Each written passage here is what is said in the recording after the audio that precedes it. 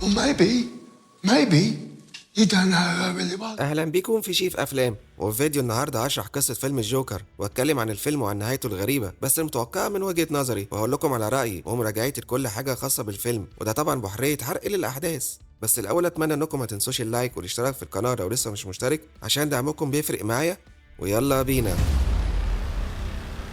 أحداث قصة الفيلم باختصار إنه بعد مرور سنتين على اللي عمله الجوكر لما كان قتل المذيع فرانك الموراي على الهوا في البث المباشر، وكان قبلها قتل كام واحد بسبب مشاكل نفسية، وهو دلوقتي بقى في السجن، وبقى بالنسبة لناس كتير في مدينة جوثام رمز ضد الفساد الحكومي والإعلامي، وحتى في السجن بقى شخصية معروفة ومشهورة، وفي أوقات كتير شرطة السجن بتعامله كويس، وفي أوقات تانية بيعذبوه، وده على حسب المزاج العام، لحد ما بيقابل هارلي كوين في جلسة من جلسات السجن، وبيحبوا بعض من أول نظرة، ويبتدي الجنون المشترك بينهم.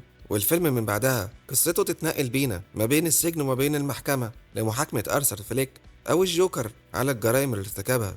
وفي النص الفيلم بيتحول لمشاهد غنائية استعراضية أغلبها بالنسبة لي ملوش لازمة غير إنها تضيع في الوقت. ولو هقول لكم على رأيي لحد هنا، فالفيلم بطيء في رتم الأحداث. يمكن أول ساعة من الفيلم كانت مبشرة شوية والأحداث بتتحرك بشكل تصاعدي، بس من بعد الساعة الأولى وأنا فعلا ابتديت أحس بالملل، والفيلم بيبان محدود جدا في أحداث الفيلم كله ما بين السجن وبين المحكمة وبس كده، اللي هو ما تبقاش عارف هي فلوس الإنتاج راحت على فين. وحتى شخصية ليدي جاجا ما حسيتش بوجودها القوي والمنتظر للفيلم، وما قدمتش أي حاجة جديدة لشخصية هارلي كوين، بس شايف إنها كانت تقدر تقدم أكتر، بس الدور طلع مساحته صغيرة، وأعتقد وقت الظهور على الشاشة ما كانش كتير، وأغلبه كان في المشاهد الغنائية اللي هي في الأساس من أوهام الجوكر. بس الحاجة الإيجابية إنها كانت عاملة دويتو حلو مع خواكين فينيكس، ومع بعض عملوا أغاني مشتركة كويسة، لكن في أحيان كتير ملهاش لازمة. فلو في إيجابيات هنا فهو الأداء الرهيب لخواكين فينيكس واتقنوا الدور، وأداء ليدي جاجا بالنسبة للمتاح على قد الدور بتاعها. لكن من السلبيات الاغاني الكتير اللي تخليك تزهق من الفيلم نفسه. ففي فتره من الفيلم انا كنت خلاص شايف انه انا اكتفيت من الاغاني لانها بتدخل تفصلك عن الاحداث واللي بيحصل.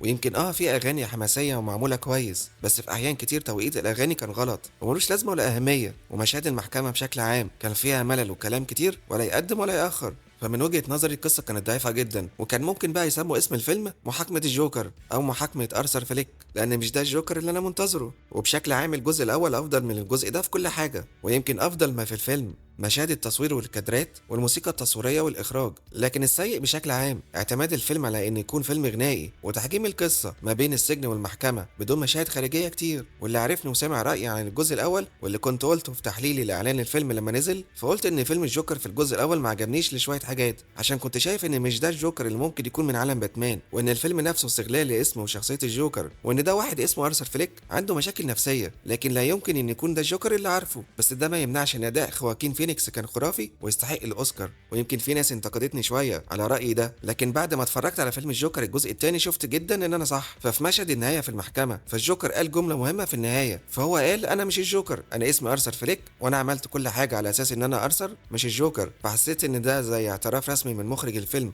ان احنا مش بنتفرج على قصه لصعود الجوكر لعالم الجريمه، دي قصه لواحد اسمه ارثر فليك، ونهايه الفيلم نفسها بتقول كده. فاللي شاف الفيلم وتحذير تاني بالحرق، فشخصيه ارثر اتقتلت بكل بساطه في السجن، والنهايه كانت واضحه بالنسبه لي متوقعه جدا، وحتى كان واضح جدا مين اللي هيقتله. فبجد الفيلم والجزء ده بالذات سيء جدا في طريقه تقديمه القصه لواحد من اعظم السوبر فيلن في عالم دي سي واللي هو الجوكر. فاحنا في الجزء الاول شفنا قصه حياته وظروفه وظروف نشأته وايه اللي وصله ان هو يبقى الجوكر، لكن الجزء الثاني القصه كلها من السجن للمحكمه لانه يتقتل في الاخر، وحتى ما ماتش مثلا عشان خاطر تضحيه لمدينه جوثام او بسبب اعمال شغب او حتى كان اتقتل بطريقه ملحميه دراميه، لا ده اتقتل على ايد مسجون مجنون معاه وغيران منه عشان هو مشهور وبيطلع في التلفزيون.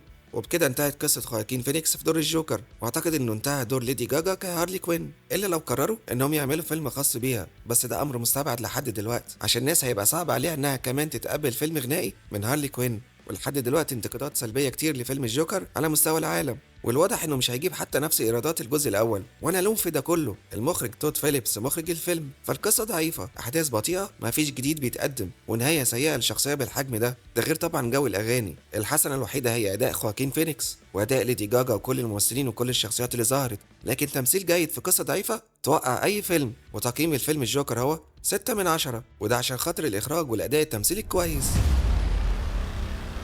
وبس كده، دي هتكون نهاية شرحي ومراجعتي لقصة فيلم الجوكر الجزء الثاني، وهستنى اعرف رأيكم عن الفيلم وعن النهاية في التعليقات. وعايز اسألكم سؤال، تتوقعوا ان الجيمس جان دور أو إنه اتدخل في أحداث القصة، ويمكن طلب موت الجوكر في الفيلم عشان يقدر يقدم نسخة للجوكر خاصة بيه لما يقدم فيلم باتمان، ولا قصة الفيلم كلها قرار من المخرج نفسه.